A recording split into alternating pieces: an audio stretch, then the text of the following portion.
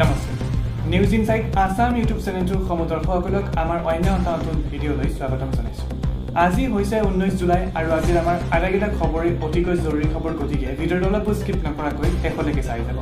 লগতে আমাৰ চেনেলটোক ছাবস্ক্ৰাইব কৰি আমাৰ ভিডিঅ'টোত এগোটাকৈ লাইক কৰি আমাক উৎসাহিত কৰিবলৈ একেবাৰে নাপাহৰিব। গতিকে আৰু বেছি সময় পলম নকৰি আহকচোন আজিৰ আমাৰ ভিডিঅ'টো আৰম্ভ কৰোঁ। আজিৰ আমাৰ প্ৰথম খবৰটি এটা জানিবলগীয়া খবৰ, এটা বিগ ব্ৰেকিং নিউজ। এতিয়াৰে পৰা ব্যৱসায়ীসকলে বৃদ্ধি কৰিব নোৱাৰিব আলু পিঁয়াজৰ দাম। হয়, আপোনালোক সকলোৱেই একেবাৰে ঠিকেই শুনিছে। ৰাজ্যত আলু পিঁয়াজৰ মূল্য বৃদ্ধিক লৈ আহি পৰিছে ডাঙৰ খবৰ। এতিয়াৰে পৰা ব্যৱসায়ীয়ে বৃদ্ধি কৰিব নোৱাৰিব আলু পিঁয়াজৰ দাম। আলু পিঁয়াজৰ ব্যৱসায়ীলৈ মন্ত্ৰী ৰঞ্জিত দাসৰ সকিয়নি। পশ্চিম বংগত আবদ্ধ হৈ থকা ট্ৰাক সন্দৰ্ভত এই গুৰুত্বপূৰ্ণ মন্তব্য আগবঢ়াইছে। অসমত যথেষ্ট পৰিমাণে আলু পিঁয়াজ মজুত আছে। ট্ৰাক আবদ্ধ হৈ থকাৰ অজুহাতত কোনো ব্যৱসায়ীয়ে বৃদ্ধি কৰিব নোৱাৰিব আলু পিঁয়াজৰ দাম। খেয়ালখুচি মতে দাম বৃদ্ধি কৰিলে ব্যৱস্থা ল'ব চৰকাৰে। জিলা আয়ুক্তক দাম বৃদ্ধি কৰাৰ ব্যৱসায়ীৰ তথ্য দিবলৈ জনালে মন্ত্ৰী ৰঞ্জিত দাসে। এই মুহূৰ্তত এই জানিবলগীয়া খবৰ, ৰাজ্যত আলু পিঁয়াজৰ মূল্য বৃদ্ধিক লৈ আহি গ'ল এই ডাঙৰ খবৰ। এই মুহূৰ্তত জনাইছোঁ আজিৰ আমাৰ পৰৱৰ্তী চাঞ্চল্যকৰ খবৰ, এটা বিগ ব্ৰেকিং নিউজ। বাংলাদেশত ছাত্ৰ আন্দোলনৰ ভয়ংকৰ ৰূপ। হয়, আপোনালোক সকলোৱেই একেবাৰে ঠিকেই শুনিছে। বাংলাদেশত ছাত্ৰ আন্দোলনৰ সংঘটিত হৈছে ভয়ংকৰ ৰূপ। 3 দিন ধৰি চলি আছে ছাত্ৰ আন্দোলন। অচল হৈ পৰিছে সমগ্ৰ বাংলাদেশ। ভয়ংকৰ আন্দোলনত আজি পুনৰ 11জন লোকৰ মৃত্যু হৈছে। 5 শতাধিক লোক আহত হৈছে এই আন্দোলনত। আৰক্ষীৰ প্ৰতিবাদকাৰীৰ মাজত খণ্ড যুদ্ধ অব্যাহত। চাকৰিৰ ক্ষেত্ৰত স্বাধীনতা সংগ্ৰামী পৰিয়ালৰ বাবে সংৰক্ষণ কৰিছিল 30% আসন। ইয়াৰ পিছতেই দেশখনত ভয়ংকৰ হৈ পৰিছে ছাত্ৰ আন্দোলন। শ্বেখ হাছিনা চৰকাৰৰ সিদ্ধান্তৰ বিৰুদ্ধে প্ৰতিবাদ সাব্যস্ত কৰে দেশখনৰ ছাত্ৰ সমাজে। আজিৰ আমাৰ পৰৱৰ্তী খবৰটি এটা চাঞ্চল্যকৰ খবৰ, এটা ভয়ংকৰ খবৰ। মহ আৰু মাখিৰ পৰা আহিছে 4ৰ পৰা 5 বিধ ভয়ংকৰ ৰোগ। ৰাজ্যত ইতিমধ্যে 21 জনৰ সৈতে সংঘটিত হৈছে ভয়ংকৰ ঘটনা। এই মুহূৰ্তত এটা অতিকৈ জৰুৰী, এটা জানিবলগীয়া খবৰ। সাৱধান হওক, কাৰণ মহ মাখিৰ পৰা আহিছে 4ৰ পৰা 5 বিধ ভয়ংকৰ ৰোগ। ডেংগু, মেলেৰিয়া, চিকুনগুনিয়া, জাপানীজ এনকেফেলাইটিছৰ দৰে ভয়ংকৰ ৰোগ আহিছে। এই পৰ্যন্ত ৰাজ্যত মৃত্যুক আঁকোৱালি লৈছে 21জনকৈ লোকে। ৰাজ্যত জাপানীজ এনকেফেলাইটিছৰ আক্ৰান্তত 24 জন লোক আৰু 6 জনৰ মৃত্যু হৈছে। মেলেৰিয়াত আক্ৰান্ত 74 জন আৰু মৃত্যু হৈছে 14 জন লোকৰ। ডেংগুত আক্ৰান্ত হৈছে 14 জন আৰু মৃত্যু হৈছে 1জন লোকৰ।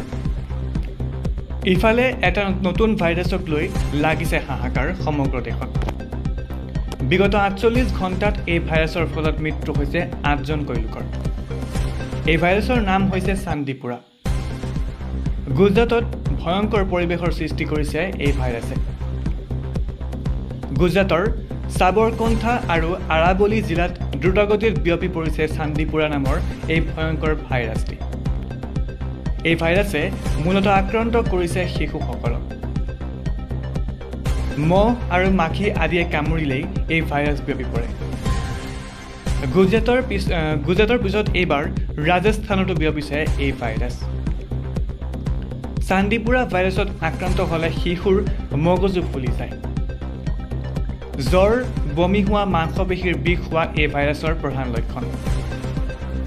দেশৰ আন প্ৰান্ততো চান্দিপুৰা ভাইৰাছক লৈ জাৰি কৰা হৈছে এলাৰ্ট। 1965 চনত ভাৰতৰ নাগপুৰত প্ৰথমবাৰলৈ ধৰা পৰিছিল এই ভাইৰাছৰ অৱস্থান। এই ভাইৰাছ দ্ৰুতগতিত আন ৰাজ্যলৈ বিয়পি পৰাৰ শংকা কৰিছে চৰকাৰে। ৰাজ্যত জাপানিজ এনকেফেলাইটিছৰ আক্ৰান্ত হৈ পৰিছে আন এজন লোকৰ মৃত্যু জাপানিজ এনকেফেলাইটিছক লৈ স্বাস্থ্য বিভাগৰ সতৰ্কবাণী জাৰি কৰিছে গোলাঘাট কাকপথাৰ বঙাইগাঁও ধেমাজিত বিভিন্ন প্ৰান্তত ধৰা পৰিছে এই বেমাৰৰ ৰোগী এই ৰোগৰ প্ৰধান লক্ষণসমূহ মূলতঃ জ্বৰ আৰু মূৰৰ বিষ বুলি জানিব পৰা গৈছে 1 পৰা 6 দিন পৰ্যন্ত থাকিব পাৰে এই লক্ষণসমূহ ডিঙিৰ জ্বৰতা আভোক ওজন হ্ৰাস মানসিক অনগ্ৰসতা হৈছে এই ৰোগৰ আন লক্ষণ কপনি আৰু মূৰ্ছা হোৱা পৰ্যন্ত হৈছে এই বেমাৰৰ লক্ষণ ভেকচিন নোলোৱা সকল সহজে আক্ৰান্ত হয় জাপানিজ এনকেফেলাইটিছত গাহৰি পালকসকলক আঁঠুৱা ব্যৱহাৰ কৰিবলৈ আহ্বান জনাইছে স্বাস্থ্য বিভাগৰ ফালৰ পৰা জাপানিজ এনকেফেলাইটিছৰ প্ৰাদুৰ্ভাৱক লৈ মন্তব্য GMCHৰ অধীক্ষকৰ কৰিব নোৱাৰিব আলু পিয়াজৰ দাম হয় আপোনালোক সকলোৱে একেবাৰে ঠিকেই শুনিছে ৰাজ্যত আলু পিয়াজৰ মূল্য বৃদ্ধিক লৈ আহি পৰিছে ডাঙৰ খবৰ এতিয়াৰে পৰা ব্যৱসায়ীয়ে বৃদ্ধি কৰিব নোৱাৰিব আলু পিয়াজৰ দাম আলু পিয়াজৰ ব্যৱসায়ী লৈ মন্ত্ৰী ৰঞ্জিত দাসৰ সকিয়নি পশ্চিম বংগত আবদ্ধ হৈ থকা ট্ৰাক সন্দৰ্ভত এই গুৰুত্বপূৰ্ণ মন্তব্য আগবঢ়াইছে অসমত যথেষ্ট পৰিমাণে আলু পিয়াজ মজুত আছে ট্ৰাক আবদ্ধ হৈ থকাৰ অজুহাতত কোনো ব্যৱসায়ীয়ে বৃদ্ধি কৰিব নোৱাৰিব আলু পিয়াজৰ দাম